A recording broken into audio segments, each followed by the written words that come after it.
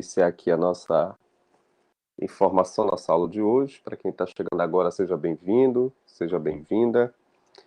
Salvo me engano, meus amigos, eu parei no item 3, né? Na regra do testamenteiro. Eu expliquei algumas coisas para vocês, mas aí a gente pode fazer uma retomada de feedback, só para a gente não esquecer o que nós comentamos, né? Acerca do testamenteiro. Bom, o testamenteiro, conforme eu iniciei na aula passada, né, na semana passada, esse indivíduo, ele é fundamental no processo de testamento, né? Porque o testamenteiro, ele é o verdadeiro representante oficial desse testamento, né? Ele é o porta-voz, né? Ele é nomeado pelo testador e ali vai ter a finalidade de proceder um reparo, proceder um cuidado essencial, toda uma proteção em prol do interesse desse testamento, né? Alguns autores até utilizam nas suas obras como se ele funcionasse como uma espécie de um zelador, né? Entre aspas, perante aquele determinado testamento que ali, porventura, existe. Então, o testamenteiro, regra geral, ele deve ser nomeado por esse testador, tá? Ele realmente tem essa incumbência de assumir esse compromisso perante esse determinado testador propriamente dito, tá? E na aula passada também para vocês, além disso, eu também expliquei que somente nós, pessoas naturais, pessoas físicas, estaremos assumindo a condição de testamenteiros, tá? Essa competência somente está direcionada para nós, pessoas físicas. As pessoas jurídicas, elas não têm essa competência, tá? Conforme eu já havia falado, salvo me engano, na aula anterior, as pessoas jurídicas, elas somente são contempladas em testamento. Elas não podem formalizar testamento, né? Elas somente vão configurar no polo passivo. Por esse motivo, o testamenteiro também somente deverá figurar nesta condição de pessoa natural, nós, pessoas físicas, né? E eu também te informei que é possível haver uma seguinte situação.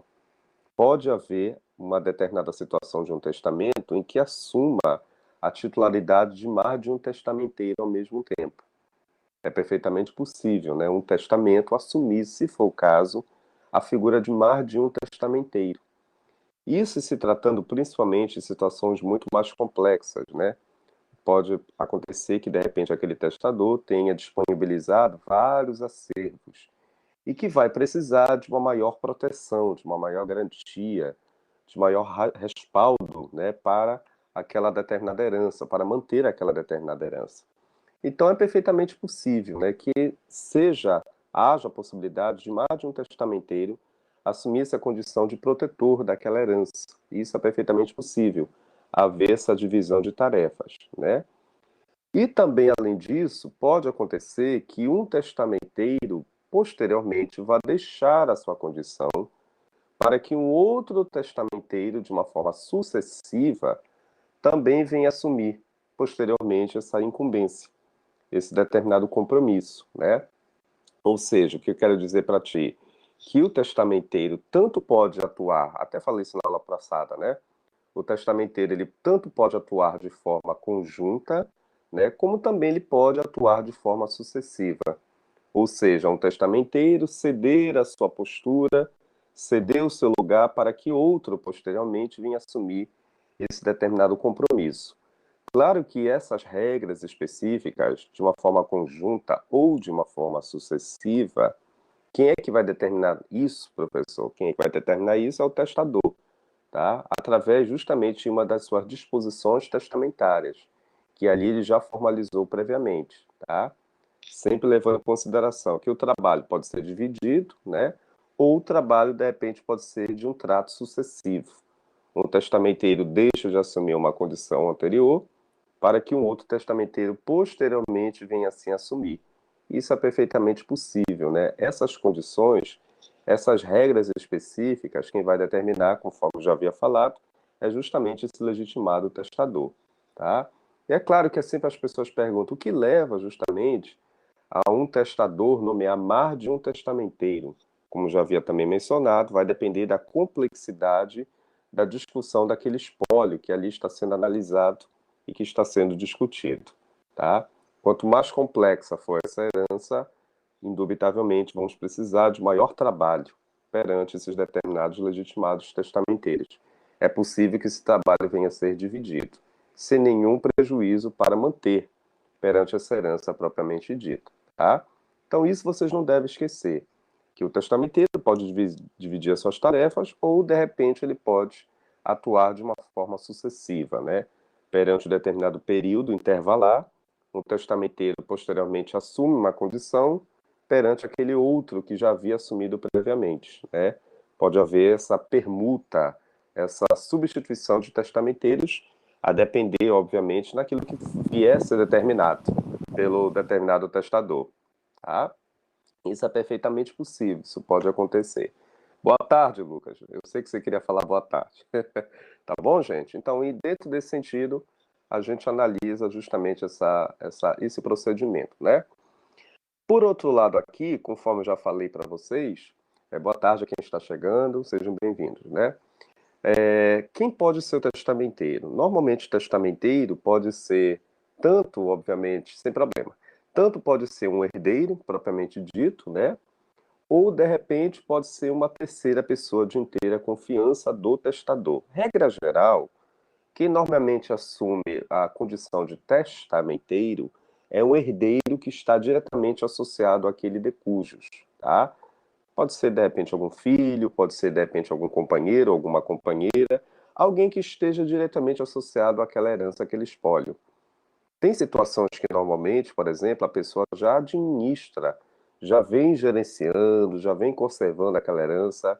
Você se lembra daquela situação que eu já discuti com vocês, da chamada aceitação tácita da herança, né? Alguém já faleceu, já deixou uma herança e a pessoa já vem ali conservando, administrando, né? Então, esse indivíduo, de repente, lá na frente, pode vir a ser nomeado um testamenteiro, tá? Sem nenhum problema, sem nenhum prejuízo que venha ocasionar perante aquele determinado testamento. Mas pode ser também uma terceira pessoa, tá? O testador ele pode também ter nomeado no seu testamento, desde que essa terceira pessoa também seja uma pessoa de inteira confiança, né? Que conviva, que de repente já venha fazendo parte daquele circuito, né? De convivência do testador, mesmo enquanto vivo ele estivera, né? Então, essa terceira pessoa, normalmente um vizinho, normalmente um amigo, pode também figurar na presença de um testamenteiro, tá? Mas, de regra geral, sempre, na maioria dos casos, é um parente que está diretamente associado ao espólio, tá? Eu não sei se eu te falei isso na outra aula, né? Que pode ser que, em algumas determinadas situações, o testamenteiro vá solicitar, em algum determinado momento, o auxílio, né, da força judicial. Por quê? Porque pode ser, por exemplo, que o testamento, em alguma determinada ocasião, isso é perfeitamente possível, né? Alguns determinados herdeiros possam estar de posse desse testamento. Tá? Isso é perfeitamente possível, principalmente uma questão ou de resguardo, ou muitas das vezes até alguns subsidiando da sua má-fé. Imagina, por exemplo, três irmãos, né? Um deles ficou ciente, ficou sabendo por alto que existe até um testamento deixado pelo finado pai. Mas pode ser que os outros dois irmãos, ao saber que esse irmão está com testamento, tá? Esses dois outros irmãos vão solicitar perante a via judicial competente que esse determinado irmão que está com testamento se apresente perante a via judicial e, obviamente, ali informe acerca desse documento, tá? Porque o direito não é só dele, né? O direito tem que estar rateado, dividido, a informação tem que estar à disposição de todos. Então, o que que acontece? Pode ser que, em algumas determinadas ocasiões, alguns herdeiros solicite a ajuda judicial para solicitar uma citação ou uma intimação perante algum herdeiro que apresente um testamento, né? Porque esse testamento, como já havia mencionado, ele tem que ser claro e evidente para todos, ele tem que estar à disposição de todos, e não somente satisfazendo apenas um único interessado, tá? Então, tu imaginas, por exemplo, que um desses irmãos já foi nomeado testamenteiro, tá? Mas que no exato momento, nesse presente instante, ainda não apresenta a sua responsabilidade, ainda não está com esse testamento, ainda não detém desse testamento. Mas esse testamento pode estar na incumbência de um outro irmão, de um outro determinado herdeiro.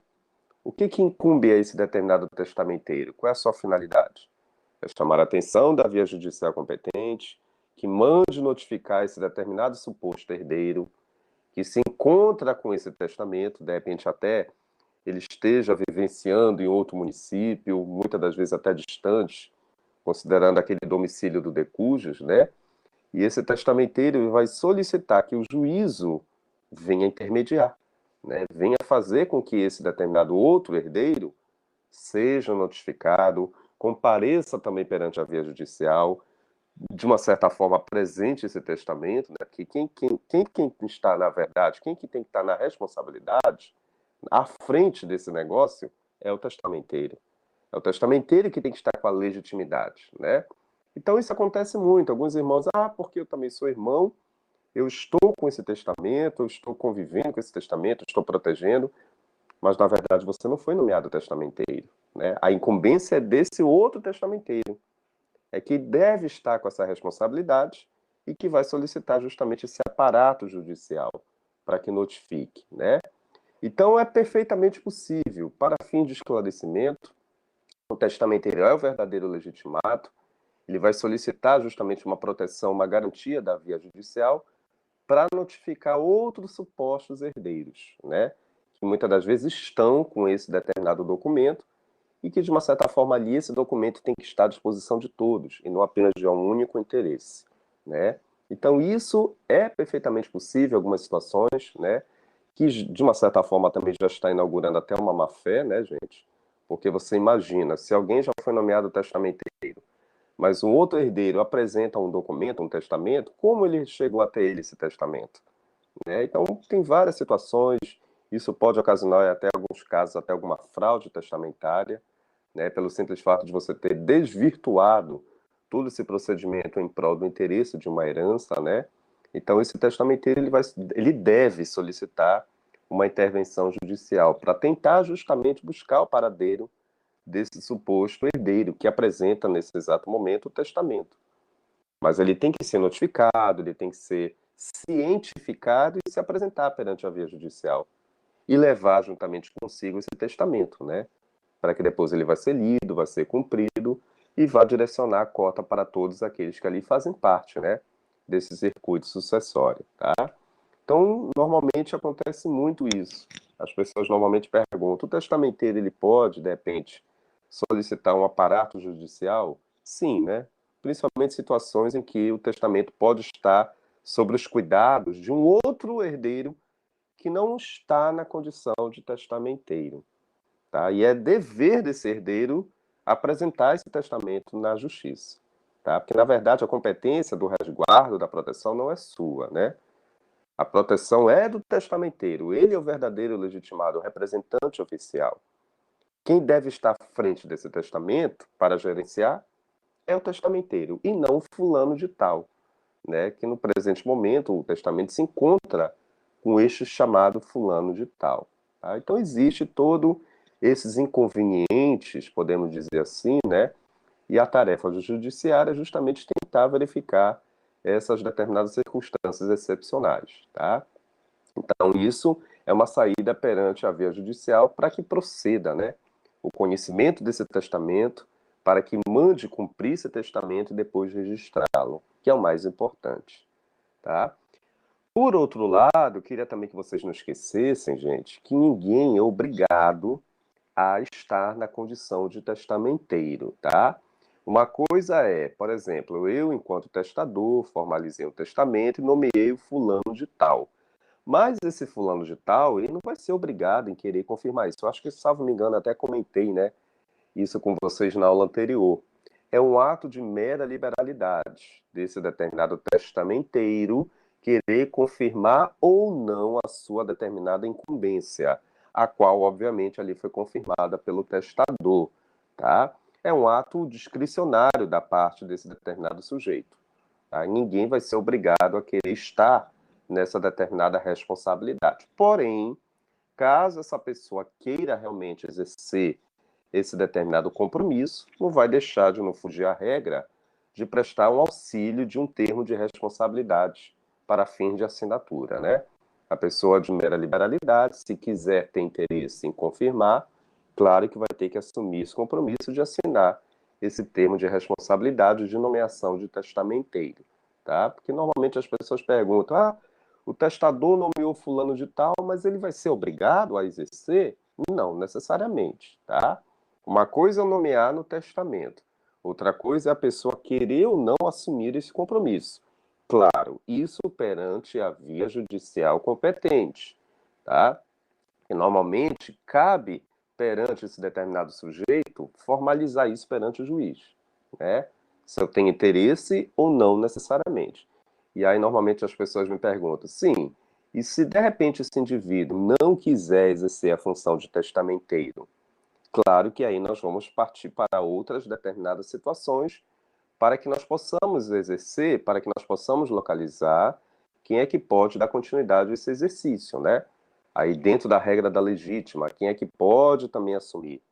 Normalmente o juiz ele manda notificar outros herdeiros, pelos quais eles vão ter interesse ou não em querer também confirmar essa condição, né? O juiz ele vai mandar citar se tem outras pessoas, se tem outros herdeiros que também vão estar à disposição para confirmar esse termo de nomeação, tá?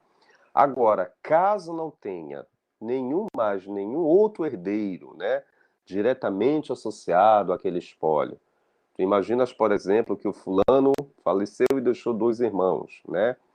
E um desses determinados irmãos, por ocasião do destino, também, infelizmente, não conseguiu se habilitar a tempo perante aquela ação testamentária. Só sobrou um irmão, que por coincidência era ele quem deveria, na verdade, assumir a condição de testamenteiro. Então, tu imagina, se esse indivíduo não quiser exercer, caso não tenha mais nenhum outro supostamente herdeiro notoriamente reconhecido, associado àquela herança, a saída da justiça é justamente formalizar a nomeação do chamado testamenteiro dativo, né? É a única solução que a justiça vai ter. O que é o testamenteiro dativo, professor? O dativo é aquele indivíduo que vai ser convocado para o exercício de um ato específico. No caso propriamente dito, o resguardo desse testamento, né? Normalmente o testamenteiro dativo ele vai ser nomeado pelo juízo, diferentemente da regra geral, né? Porque normalmente o testamenteiro parte da mera liberalidade desse testador em vida.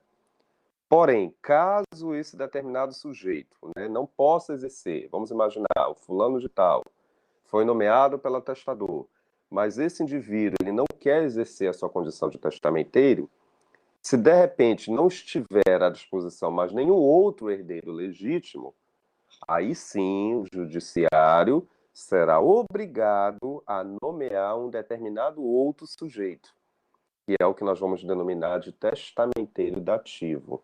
Dativo você já sabe, né? Aquele que vai ser nomeado para aquele respectivo ato específico. Quem é que normalmente figura como testamenteiro dativo, gente? Normalmente são alguns profissionais gabaritados, alguns determinados até bacharéis, né? Que já vêm atuando em outros exercícios testamentários anteriores.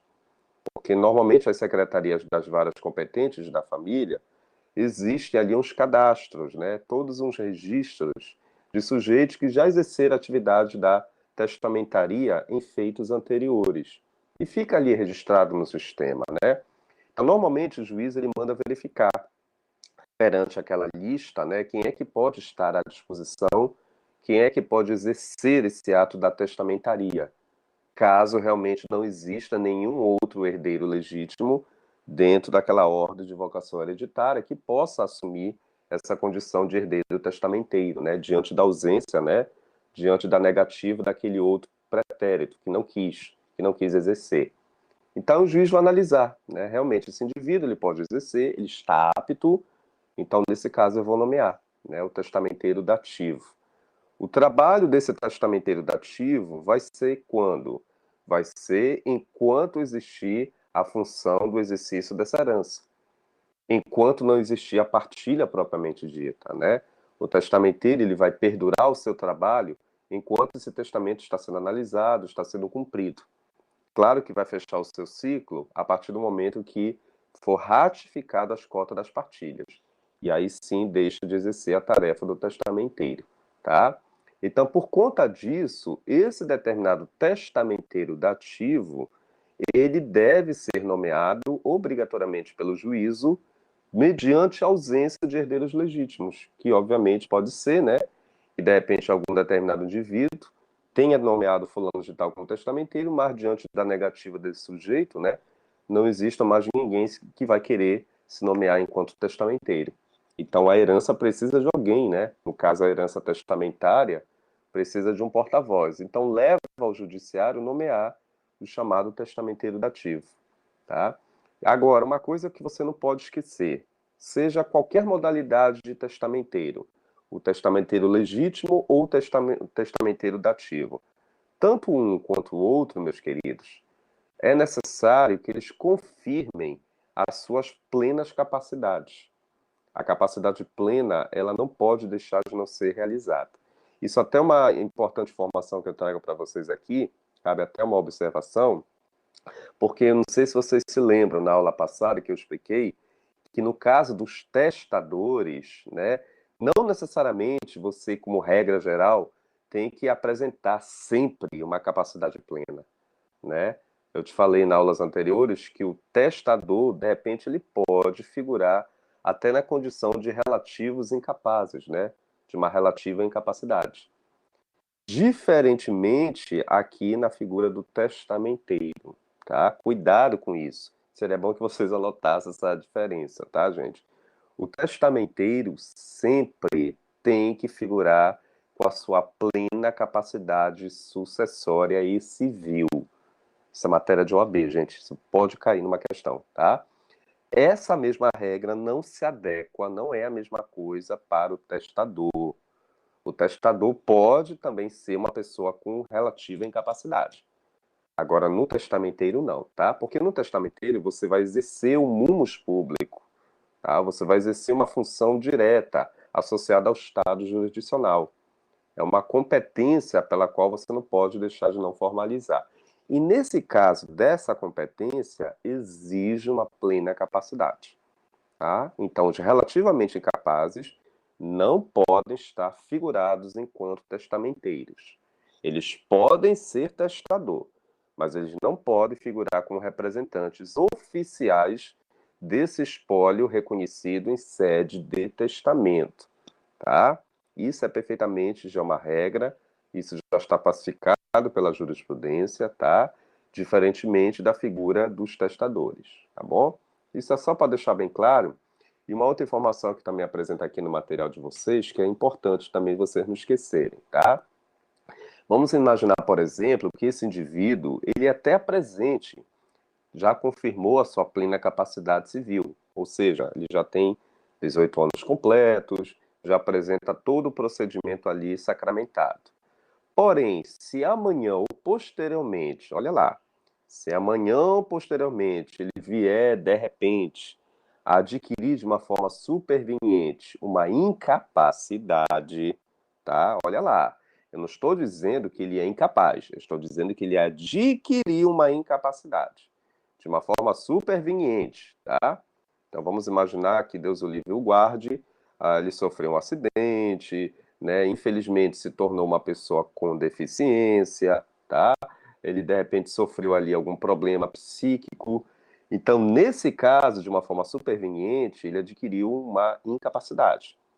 Mas, professor, ele já era testamenteiro, ele já havia sido nomeado na sua plena capacidade civil. E o que que acontece nesse caso, de uma forma superveniente? Aí vem o que a jurisprudência, o que a legislação também já confirmou. Caso o testamenteiro, de uma forma superveniente, venha adquirir uma incapacidade, meus queridos, infelizmente também ele vai deixar de exercer essa atividade, essa função de testamenteiro, tá? Isso é bom vocês também não esquecerem e anotarem, não só me olharem, tá? Anote isso daí que é importante. De uma forma superveniente, caso esse testamenteiro venha adquirir uma determinada incapacidade civil, principalmente, claro, né, de uma forma adquirida ou de repente até congênita, né, gente? Alguma doença que de repente ele já apresentara, mas que com o passar do tempo acabou evoluindo, né, a tal ponto de torná-lo uma pessoa incapaz, mesmo que no passado ele já havia sido nomeado testamenteiro, mas no presente agora agravou-se o seu quadro clínico, infelizmente ele vai ter que ser destituído da função, tá? Porque a regra bem clássica, a incapacidade superveniente do testamenteiro torna, obviamente, o seu ato como desconhecido. Traduzindo, não tem mais como exercer essa atividade de testamenteiro. A testamentaria vai ser cessada juntamente com essa incapacidade superveniente. É isso que eu quero que os senhores e as senhoras não esqueçam, tá? Então, é perfeitamente possível, regra geral, então eu já entendi. Regra geral, o testamenteiro ele deve confirmar sua plena capacidade, tá? Está fora desta atividade de testamenteiro aqueles que apresentam uma relativa ou absoluta incapacidade, né? Isso daí, obviamente, não tem para onde correr. No caso do testador, eles aceitam, os testadores podem estar figurados como relativos incapazes, né? Já discutimos isso anteriormente.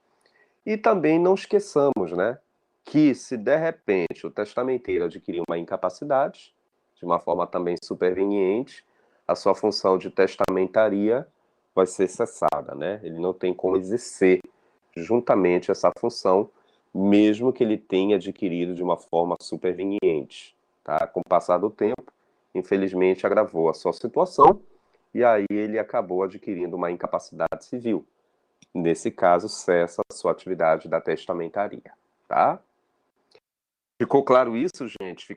Deu para entender essa observação aí, que isso pode ser matéria de discussão de exame de ordem, de concurso público, tá? Cuidado com essa questão da capacidade plena do testamenteiro, eu quero saber se vocês entenderam, tá? Para que não haja nenhum problema, porque existe essa diferença entre a capacidade plena do testamenteiro e a relativa incapacidade do testamenteiro, tá? Somente figurarão como testamenteiro pessoas com plena capacidade. Relativa incapacidade por testamenteiro não é aconselhável, somente para o testador, tá? O que mais que eu trago aqui para vocês? Sim, outra coisa importante, olhando aqui para o material. Por favor, caso de repente alguém venha a ser nomeado como testamenteiro, tá? É óbvio que eu já havia falado para vocês, parte da mera liberalidade de alguém querer confirmar ou não a sua condição de testamenteiro. Você tem o livre arbítrio. Você pode chegar perante o juízo competente, por exemplo, olha, eu confirmo a minha condição de testamenteiro conforme o testador já havia me nomeado em testamento. Beleza, né? Não, excelência, realmente eu confirmo justamente esse ato de mera disposição ali que está confirmado em testamento. Agora, a partir do momento que esse sujeito confirmar, gente, cuidado. Ele não pode mais delegar essa atividade. O que é delegar uma atividade? É transferir. Por exemplo, porque, vamos imaginar alguém aqui da sala, porque vamos pegar aqui o Rodrigo. O Rodrigo foi nomeado testamenteiro do testador fulano de tal, tá? Se o Rodrigo, obviamente, confirma perante a justiça que tem interesse em exercer essa função, ótimo. Ele vai assinar um termo de responsabilidade, o chamado termo de nomeação da testamentaria, assinou e agora eu vou ter que dar continuidade ao meu trabalho. O que eu não posso é, depois de ter assinado esse termo de responsabilidade do exercício da testamentaria, querer passar adiante essa responsabilidade, por exemplo, para o Gustavo. Gustavo, eu vou passar para ti essa responsabilidade, eu vou delegar essa função, tá? Considerando que previamente eu já assinei, não pode, gente. Eu quero que Vossas Excelências anotem isso que eu vou dizer. O ato do exercício da testamentaria não é delegável, tá? Eu não posso transferir essa responsabilidade de um sujeito que já havia sido nomeado, que confirmou a tese de querer exercer o exercício desse ato de testamentaria, eu não posso transferir para um outro sujeito. Logo, professor, resumo da ópera, o exercício da testamentaria é um exercício de um ato personalíssimo. Cuidado que uma vez caiu na OAB essa questão, tá? O ato é em si personalíssimo. Se você se prontificou, se você confirmou perante a justiça que eu tenho interesse em querer exercer esse ato de testamentaria, eu quero ser testamenteiro do testamento do fulano de tal, eu assinei essa responsabilidade, então é um ato daqui para frente indelegável, né? Eu não posso transferir essa responsabilidade até que, obviamente, termine o meu exercício propriamente dito, tá? Agora, caso realmente haja uma necessidade de solicitar uma substituição desse testamenteiro, isso daí, regra geral, quem já deveria ter já estipulado era o testador, conforme eu já te falei anteriormente, né? O testamenteiro, ele pode trabalhar em conjunto com outros testamenteiros, porque o testador já havia solicitado isso em testamento, é perfeitamente possível que haja mais de um testamenteiro. Agora, o que não pode é um querer transferir uma responsabilidade específica que incumbe a ele próprio para depois o outro assim exercer. Ah, porque eu vou passar essa responsabilidade para você. Não, isso daí não é possível, tá? Os atos em si já estão previamente estipulados, determinados, tá? E esses atos específicos, esses trabalhos, essas atividades do testamenteiro, que são denominados atos indelegáveis. Eu não posso transferir, tá?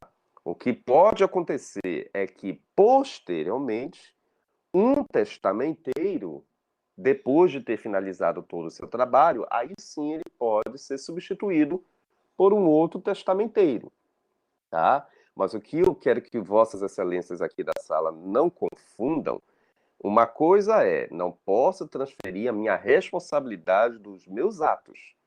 Outra coisa é, eu cumpri com a minha atividade, eu finalizei com o meu compromisso, agora eu posso, de repente, se for o caso, até vir a ser substituído por um outro testamenteiro, tá? Então são duas coisas diferentes.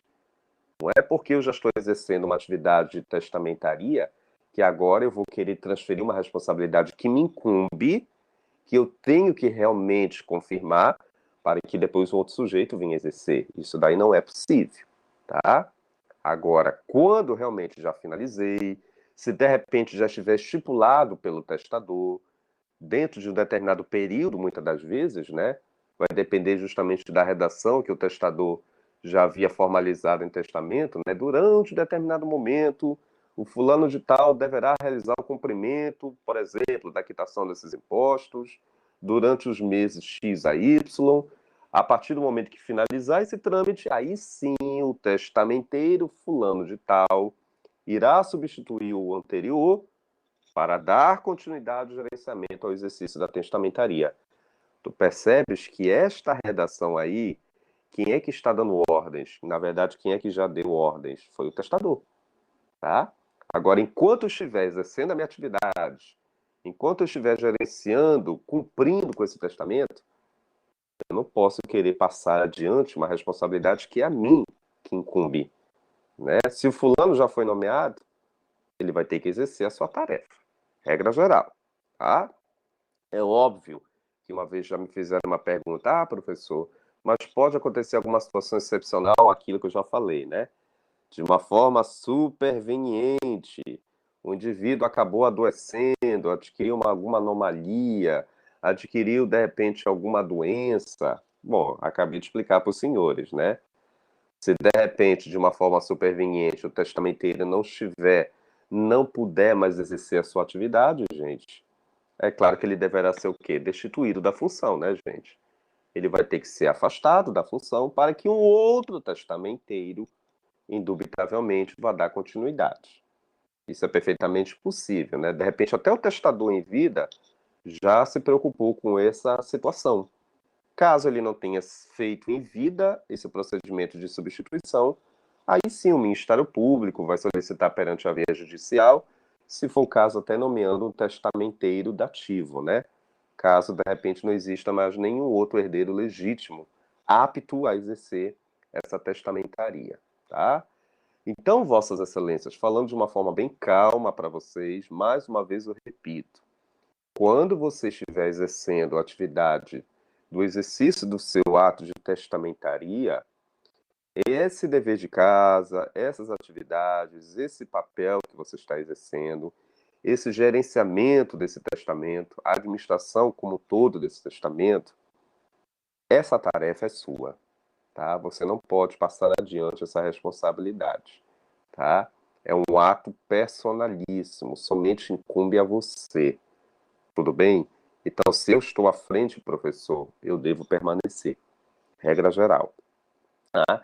Mas o senhor falou que eu posso vir a ser substituído. Sim, você pode vir a ser substituído.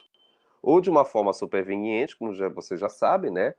De repente você adquiriu alguma incapacidade, ou de repente quando você fecha a sua tarefa que você cumpriu. Você cumpriu tudo aquilo que já havia sido estipulado em testamento, dentro, de repente, daquele determinado momento, né?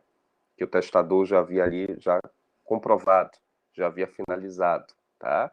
Então, se você já finalizou seu trabalho durante esse momento, é óbvio que de uma forma sucessiva, um outro testamenteiro poderá dar continuidade. Mas isso realmente tem que observar pela vontade do testador. Temos que realmente verificar a tese se foi realmente o testador quem estipulou essas minúcias, né? Essas particularidades, tá? O que não pode é fazer com que, enquanto você estiver exercendo um ato de testamentaria, porque eu vou fazer com que esse meu trabalho vá ser dividido com fulano de tal, que vai ser transferida essa minha responsabilidade. Esse ato quem tem que fazer sou eu, né? Não, mas eu vou chamar o fulano aqui para me ajudar. Isso daí não pode, porque a tarefa é sua, tá? É um ato personalíssimo, já está dizendo, né, gente? Personalíssimo é subjetivo. Eu não posso delegar para ninguém, transferir para ninguém. Somente me incumbe essa responsabilidade. Enquanto eu tiver essa responsabilidade, é obviamente que a mim pertence. Eu não posso transferir para ninguém. Quando eu já finalizar meu dever de casa, né? Já finalizar todo o meu papel, aí sim pode ser que já finalize o trabalho como um todo da testamentaria ou de repente um outro testamenteiro vai dar continuidade daqui para frente. Tudo isso, quem vai ter que estipular, gente, é o testador, regra geral. O juiz ele vai ter que ler realmente as convenções testamentárias. O que está prescrito nessas cláusulas, tá? Diante de uma situação incontroversa, aí sim o juiz ele deve ser acionado, né? Ele vai ter que intermediar e, se for o caso, nomear o testamenteiro dativo, tá? Tudo bem? Então, o ato da testamentaria, conforme eu estou observando aqui no teu material, é um ato personalíssimo, tá? E é perfeitamente possível também que normalmente as pessoas me perguntam: o testamenteiro, ele vai receber por isso? Vai ter algum ganho, né? Vai ter algum pagamento? Vai ter alguma remuneração para ele? Não sei se vocês também se perguntaram sobre isso, né? É perfeitamente possível, queridos, principalmente o chamado testamenteiro dativo, tá, gente? O testamenteiro dativo, normalmente ao final da sua gestão, já que ele é um profissional que ali foi nomeado pela justiça, né, aquele profissional gabaritado, que já vem exercendo esse atos em alguns momentos anteriores, né, esse recebimento desse benefício, desse, podemos dizer, desse pagamento, é perfeitamente possível ao final da sua gestão. Nós até denominamos, a lei fala, a lei informa para nós que é o chamado prêmio, né? O prêmio é justamente essa remuneração do testamenteiro dativo, tá? Parte justamente da sua liberalidade, depois de cumprir com toda a sua tarefa, dele resgatar uma remuneração. Só chamo um detalhe aqui para vocês, cuidado. Esta remuneração, quanto é o valor, professor? Normalmente, gente, varia, tá? Cuidado que eu vou dizer. Varia de 1 a 5% que vai incidir sobre aquele espólio, tá? O valor daquele espólio, que vai ter que sofrer uma avaliação, e dali você vai tirar um percentual que varia de 1 a 5%. Vai depender, claro, né? Da complexidade desse acervo, e é um ato de mera liberalidade do juízo competente, que normalmente estipula esse percentual é a justiça. Quanto mais complexa for a herança, indubitavelmente maior será o percentual. Normalmente existe uma tabela, tá, queridos? O judiciário ele subsidia de uma tabela que normalmente leva em consideração o valor daquela herança, tá? O valor avaliado daquela herança. Então, por exemplo, do patamar de X a Y, retiramos ali 1%, tá? Do patamar de A a B, por exemplo, vamos retirar o percentual de 2%. Então, essa tabela já está formalizada perante o próprio Tribunal de Justiça competente, e aí, no final da gestão, esse determinado testamenteiro dativo, ele vai receber, tá? Essa sua gratificação. Só também lembrando um detalhe para vocês que agora aqui eu resgatei na minha memória. Cuidado. Esse valor que eu estou falando com base do espólio, desde que não venha prejudicar a cota dos herdeiros necessários, meu povo e minha pova, tá? Cuidado com isso. Uma vez também foi uma questão de um concurso, eu não me lembro qual foi, e tinha uma questão lá que eu estava lendo, né? Porque eu gosto de ler essas questões de concurso, de sucessão.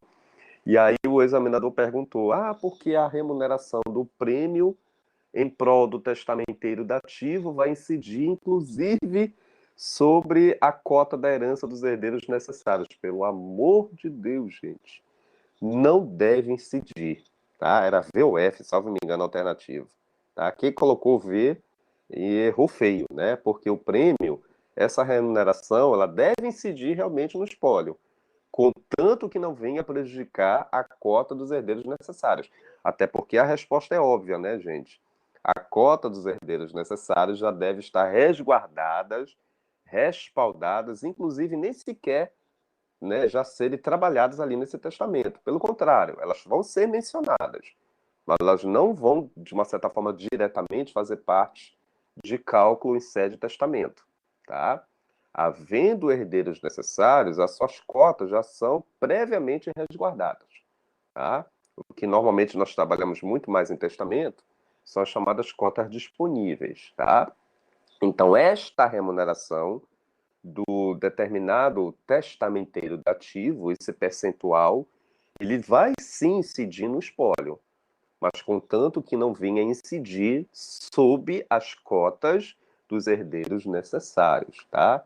Isso é bom deixar bem claro para vocês, porque nós só vamos resgatar essa premiação em prol do testamenteiro dativo, contanto que vai incidir na parte disponível, tá? Então, esse percentual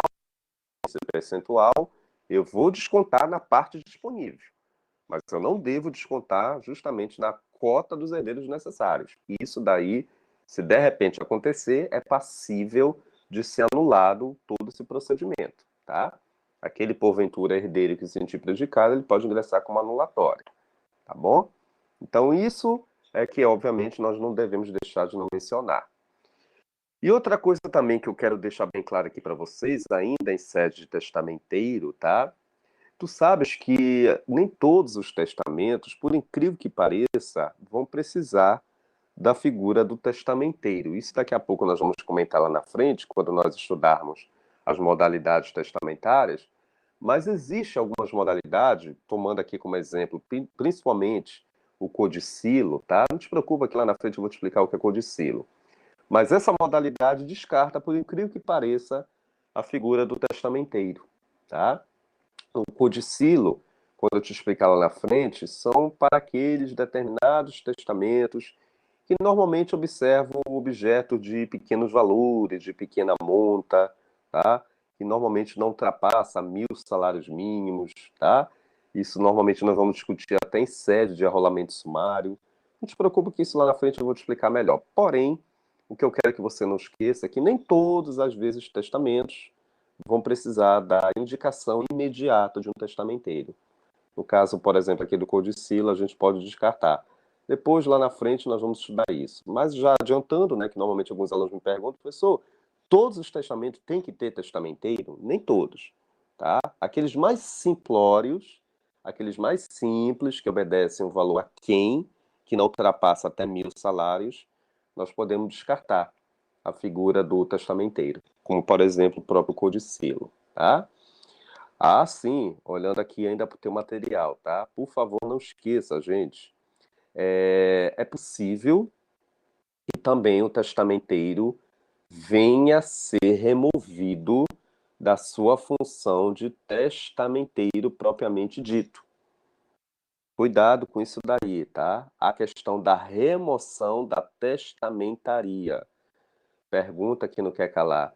Eu posso, de repente, solicitar em alguma determinada situação, professor, a remoção de um testamenteiro?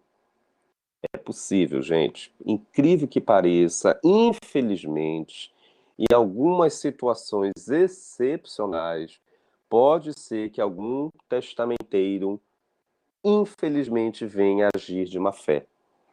Porque tu sabes que a partir do momento que você se compromete com o judiciário, que você assina esse termo de nomeação, né, de testamentaria, é óbvio, né, gente, que eu tenho que conservar o testamento, gerenciar, administrar e etc. Mas nem todos os testamenteiros vão agir de boa fé. Infelizmente, pode cometer alguns deslizes, podemos dizer assim, né? Algumas falcatruas da vida, né? Alguns estelionatos da vida, pode pôr em risco até esse testamento, pode até ter desvirtuado esse testamento para satisfazer interesses de terceiras pessoas que não tem nada a ver com essa relação de testamentaria e também do testador. Então, esses atos ilícitos, principalmente fraudes, né? Principalmente dolos que alguns testamenteiros podem vir a cometer, não somente na esfera civil eles vão ser responsabilizados, mas também na esfera penal eles deverão também responder. Isso de imediato vai trazer como consequência a sua remoção da sua atividade em sede de testamenteiros. Imediatamente eles deverão ser destituídos da função e não impede deles também virem, como já havia mencionado, né? Não impede também deles virem serem responsabilizados, responderem, né? Por perdas e danos, por danos morais, inclusive também isso na esfera civil, né? Inclusive também na esfera penal, por algum crime específico, caso ele venha a cometer, tá? Então a remoção é perfeitamente possível, porém somente se tratando de situações excepcionais, caso venha a ser comprovado a má-fé realizada por aquele determinado testamenteiro, tá? Algumas litigâncias, alguns vícios cometidos por aquele testamenteiro, uma vez ratificados e comprovados, torna-se perfeitamente possível solicitar imediatamente a remoção desse testamenteiro. Normalmente, quem de imediato até solicita essas remoções, meus amigos, é o próprio Ministério Público, né? Porque ele está ali atuando como fiscal, né?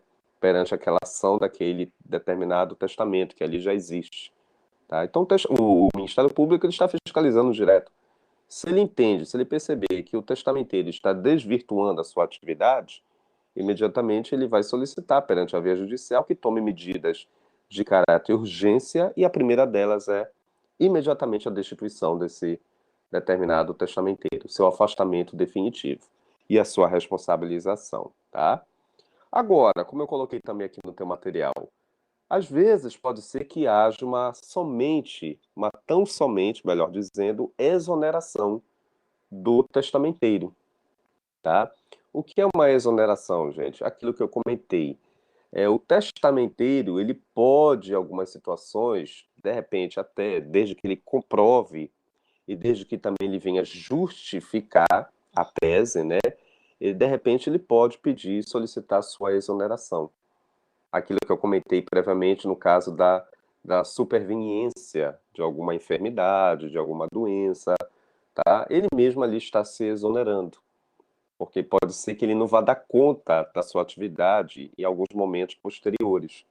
Então ele vai solicitar por expresso, por escrito, que ele mesmo está se retirando do ato da testamentaria, por uma razões muitas das vezes justificáveis, né? Explanadas por ele e comprovadas também. Não basta somente justificar, né, gente? Eu também preciso trazer aos autos os meios de provas necessários que comprovem a tese que eu posso mais dar continuidade ao exercício da minha testamentaria, tá? Então, normalmente, a exoneração é um ato específico do testamenteiro, diferente da remoção. A remoção é um ato provocado, tá? Que obviamente você vai solicitar imediatamente a saída desse testamenteiro, pela má fé que ele cometeu. Cuidado com essa diferença, tá? Entre remoção e exoneração. A remoção é um ato ilícito praticado. A exoneração é uma mera liberalidade do próprio testamenteiro, alguma situação excepcional que ele está vivenciando que não tem como ele mais dar condição ao gerenciamento do seu ato, da testamentaria. E aí parte da sua iniciativa, né? Em querer deixar esse cargo, deixar essa função, tá? E a testamentaria, gente, também pode, por circunstâncias naturais, óbvio, né? Chegar ao seu término com o evento da morte, né, gente? O que leva também, professor, ao término do exercício da testamentaria. Nem sempre é só uma remoção, nem sempre é só uma exoneração, mas também uma extinção propriamente dito por atos naturais, né? O testamenteiro iniciou a sua atividade, mas infelizmente não conseguiu chegar no término, porque ele acabou também falecendo no decorrer do andamento da sua atividade. Óbvio, né, gente, que ocorreu a extinção do exercício da testamentaria pelo próprio falecimento do testamenteiro. E aí nós temos que analisar, né, se realmente o testador deixou ou não formalizado em testamento alguma cláusula de substituição, né? Caso fulano de tal venha a falecer no exercício, durante o ato da sua testamentaria, que vai ser revertido para o Beltrano, para dar continuidade. Isso daí é um de trato sucessivo, né? Isso daí é uma sucessão de testamenteiros. Isso quem, obviamente, vai formalizar é o próprio testador. Se ele não tiver formalizado nada, o juiz competente vai ter que intermediar isso. Muitas das vezes nomeando já o testamenteiro dativo, tá? Tudo bem, gente? Então, o testamenteiro é o porta-voz, é o representante oficial do testamento, conforme você já sabe, e, conforme eu já havia mencionado aqui, são situações que põem fim à testamentaria, né? A remoção, a exoneração e o ato de extinção propriamente dito, que é um fator natural, tá? Dentro do exercício da testamentaria, tá? O outro quesito que eu trago aqui no material de vocês, além do testamenteiro, é a chamada revogação do testamento, tá? O testamento, regra geral, queridos, eu posso, enquanto testador, você, enquanto testador ou testador também, você pode revogar o testamento quantas vezes você tiver interesse. O que é uma revogação, professor? Revogar é por fim a algo, né? Eu iniciei um ato específico, eu formalizei um testamento, mas eu me arrependi. Eu pretendo agora realizar um outro testamento. Eu quero, por fim, aquele anterior e inaugurar um novo. Então, você está revogando, né? Você está fazendo com que um outro ato surja no lugar daquele prévio que já existiu. Então, repito, o testador ele pode revogar a qualquer momento o seu testamento. Claro, né, gente? Enquanto vida estiver esse testador, indubitavelmente não existe quantitativos numéricos. Ah, quantas vezes eu posso revogar? Quantas vezes eu tiver interesse. Até porque você não sabe, mas eu vou te dizer agora. Os testamentos não existe ordem hierárquica entre eles. Eu posso perfeitamente ter formalizado o testamento A de uma categoria e amanhã eu posso elaborar o testamento B. Não existe hierarquia entre testamentos, tá? Regra geral, né? Agora, pelo simples fato de não existir hierarquias, isso me leva a crer que eu posso tranquilamente revogar quantas vezes forem necessárias esse determinado testamento, tá? Então não esquece, conforme eu coloquei aqui no teu material, a revogação ela apresenta como características, né? Não sei se você já notou essas características anteriormente, mas eu vou repetir, tá?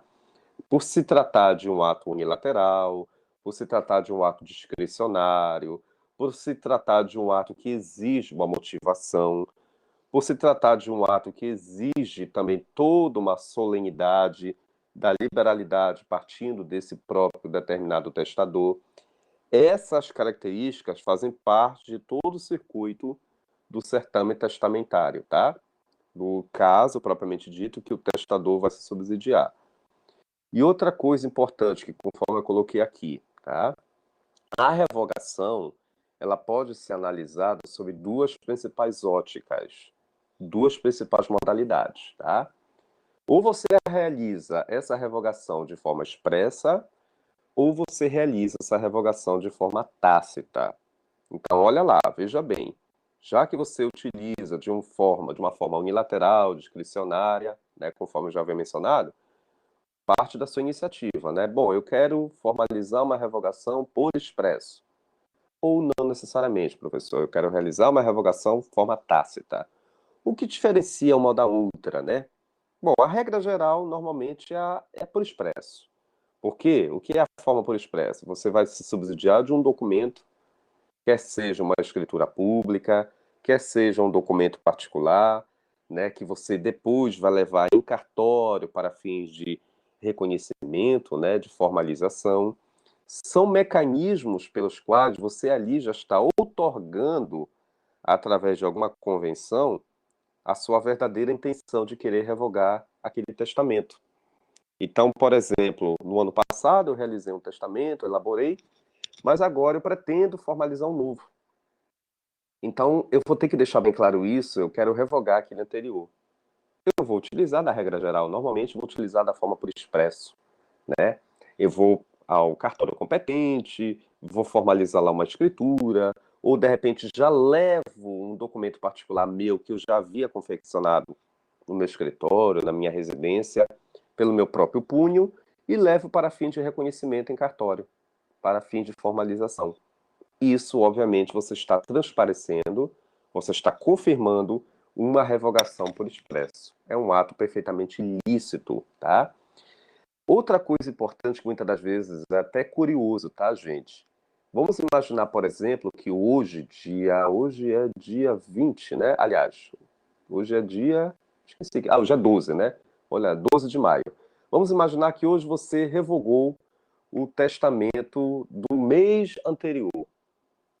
Amanhã você vai ao cartório, incrível que pareça, sabe o que você vai fazer? Você vai revogar esse ato de hoje. Ou seja, é possível revogar uma determinada outra revogação. Uma revogação de uma revogação. Por quê? Eu vou querer fazer, professor, com que aquele primeiro testamento venha a ser cumprido, tá? Então, olha lá, eu formalizei um testamento hoje, revogo amanhã. No dia subsequente me arrependi. Eu quero de novo tornar vivo aquele primeiro testamento. Então, na verdade verdadeira, você está revogando uma revogação anterior que você já tinha feito. Não sei se eu estou me fazendo entender, tá? Você pode também fazer isso, viu, gente? Enquanto vida você estiver, você pode revogar tantas vezes forem necessárias, inclusive até novamente retomando aquele primeiro testamento que você tinha revogado no passado. Pois é, né, professor? Até o presente momento eu tinha feito dois testamentos. O primeiro eu revoguei e o segundo eu elaborei. Só que eu vou revogar de novo esse segundo. Porque, na verdade, eu quero fazer com que o primeiro retome novamente o seu percurso. É perfeitamente possível, viu, gente? A lei até informa isso. Tem até um dispositivo lá no ordenamento que ele te oportuniza. Você pode, inclusive, revogar a revogação daquele testamento, né? Tornando novamente reconhecido aquele teu primeiro testamento que você havia formalizado previamente. É a revogação da revogação. Não tem problema nenhum, tá? Vai da liberalidade do testador. Se o testador entender, bom, realmente eu tinha feito aquele testamento no passado e eu já revoguei, mas agora eu cheguei à seguinte conclusão. Realmente aquele primeiro testamento tinha validez para mim. Tinha que realmente ser aquele primeiro testamento.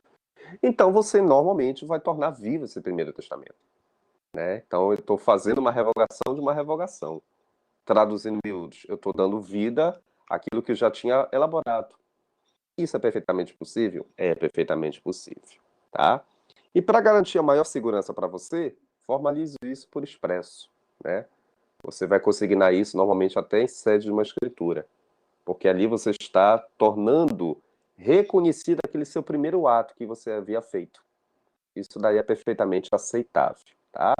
Então essa é a forma por expressa, partindo da iniciativa do testador, que ele vai formalizar por escrito, né, a sua redação e no final ele vai formalizar a sua assinatura através de uma escritura ou através de um documento particular. A escritura pública é porque você vai precisar do auxílio daquele tabelião, né, que vai iniciar a lavratura da redação para você e no final todos ali vão assinar, né? Inclusive não só as testemunhas que você também deverá levar consigo. Cuidado com as testemunhas, que é importante, né, nesse exato momento, para garantir uma maior segurança jurídica no momento que você resolver, principalmente em alguns casos, até retomar aquele primeiro testamento, a revogação da revogação, tá? A revogação tácita, gente, ela é muito mais direcionada, em alguns casos, principalmente, quando o indivíduo ele não quer transparecer, muitas das vezes já por um documento específico. A revogação por expressa exige um documento específico, como eu já te expliquei.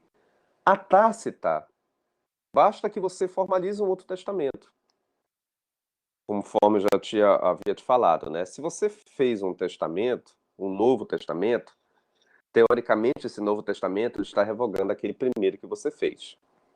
O que é a expressa? É porque você formalizou isso em sede de um documento, você transpareceu essa tua intenção. Você está transparecendo, você formalizou através de um comunicado. Mas muitas das vezes o testador ele nem faz comunicado nenhum. Ele somente elaborou um novo testamento. Então, se ele elaborou um novo testamento, já que ele já havia elaborado o anterior, então, tacitamente, o que equivale? Qual é que deve prevalecer? Esse último testamento, tá? Então, o Novo Testamento, ele teoricamente revogou o anterior, tá?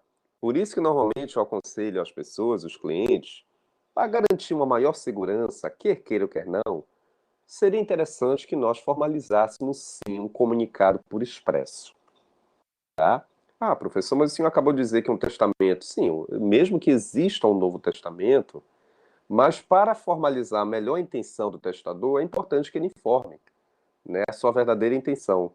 Transpareça através de um comunicado formal por escrito que ele está elaborando esse Novo Testamento e que ele está pondo fim ao testamento anterior. E, se possível, ele registra em cartório, né, para garantir uma maior segurança. Essa é a forma expressa. Mas nem sempre, né, gente?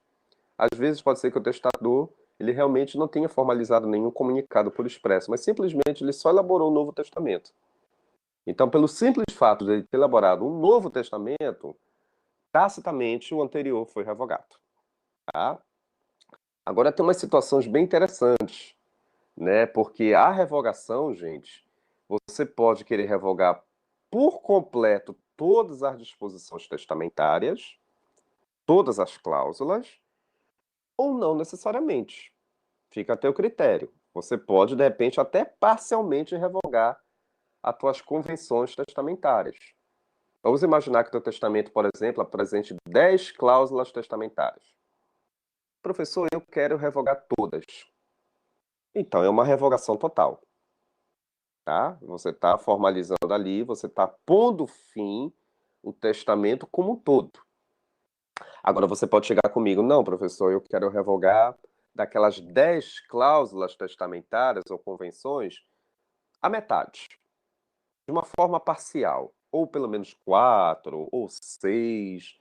Bom, uma coisa eu já entendi, não é por completo o teu testamento vai ser revogado, mas uma parte dele, né?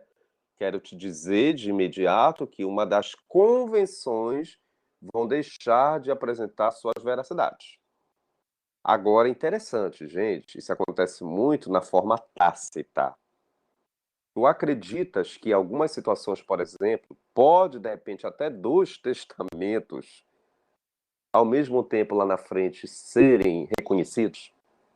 Isso é perfeitamente possível, né? Porque se você revogou parcialmente, tu imaginas, por exemplo, um testamento que confirma um imóvel A e surge um outro testamento que vai querer revogar parcialmente esse imóvel A, mantendo a sua integralidade em uma parte, porém a outra resolveu revogar. Então, o que que acontece lá na frente? A justiça, ela pode mandar, de repente, cumprir ou mandar fazer cumprir os dois testamentos ao mesmo tempo. Olha só o que a revogação parcial pode fazer. Contanto que não haja choque, né, nenhum prejuízo nas convenções testamentárias, o juízo competente ele pode mandar cumprir tanto esse novo testamento, já que foi feito de uma forma parcial, né, sem prejudicar o testamento anterior naquela sua parte pela qual, naquela sua cota, naquela sua cláusula que não foi prejudicada. Então isso é perfeitamente possível acontecer, né? dois testamentos, de repente, isso é uma situação excepcional, mas pode acontecer, ao mesmo tempo serem cumpridos concomitantemente. Normalmente, isso somente será possível, queridos, cuidado, em se tratando de revogações parciais, tá? O testamento A defende o imóvel X. O testamento B revogou parcialmente o testamento anterior em uma parte, prevalecendo as outras convenções. Então, o que acontece? O juiz manda cumprir esse novo testamento sem descaracterizar o testamento anterior naquelas suas cláusulas, naquelas suas cotas, naqueles seus valores, naquelas suas medidas, por exemplo, que obviamente ali continuaram sendo preservadas, tá? Por isso que normalmente tem que passar por uma avaliação. Qualquer processo, quer seja judicial ou quer seja até na via administrativa, precisará de um trâmite em sede de avaliação. E aqui no testamento não vai fugir essa regra, né? Se de repente ocorrer uma revogação parcial, nem tudo foi revogado. Deverá alguma coisa ser aproveitada no testamento anterior, já que esse novo testamento já está informando que algo ali foi revogado. Deve ser cumprido, tá? Então, resumo da ópera. Nessas situações de revogações parciais, é possível que ambos os testamentos, ao mesmo tempo, né, venham a ser ratificados, desde que se preserve, né, o inteiro teor da discussão desses testamentos, principalmente dessas cláusulas, tá? Tudo bem, gente? Deu para entender isso, tá? Bom, já que já são aqui 4h25, né, no meu relógio, amanhã eu vou dar continuidade aqui para vocês, falando do rompimento do testamento, e a gente já inicia as modalidades de testamento. Amanhã já vou iniciar pelas formas ordinárias, tá? Que no caso é o testamento público, cerrado, e de repente a gente já chega no particular. Quero chamar atenção para a aula de amanhã, por favor, para que vocês realmente estejam presentes, porque normalmente o testamento público, não só em sede de OAB, né? Mas na vida profissional de vocês, como nós solicitamos o testamento público. Aí amanhã eu vou trazer aqui algumas dicas que vocês vão anotar para que logo, logo vocês também transmitam para os clientes de vocês, né? Não somente no que está formalizado na lei, tá bom? Então espero vocês amanhã, tá, gente? Nesse mesmo horário, nesse mesmo canal, tá? Para quem chegou agora, a chamada, não sei se você já sabe, né, que nós que utilizamos aqui o BBB, no caso eu, as chamadas estão momentaneamente, elas foram descartadas, somente no Google Meet, tá? Mas não se preocupe que depois a gente vai gravar nossas aulas, aí eu disponibilizo depois para vocês, como a gente sempre faz, tá bom? Mas eu gostaria que vocês também participassem, independentemente de chamado ou não, porque eu acho melhor o conhecimento na hora, né? Quando a gente está aqui ao vivo e a cores, tá bom? Certo, gente? Então amanhã a gente continua o estudo do testamento. Amanhã é a terceira parte, já falando das modalidades. Espero vocês amanhã, tá bom? Grande abraço a todos e até amanhã, se Deus quiser, aqui nesse mesmo horário, nesse mesmo canal. Já dizia o famoso Chaves.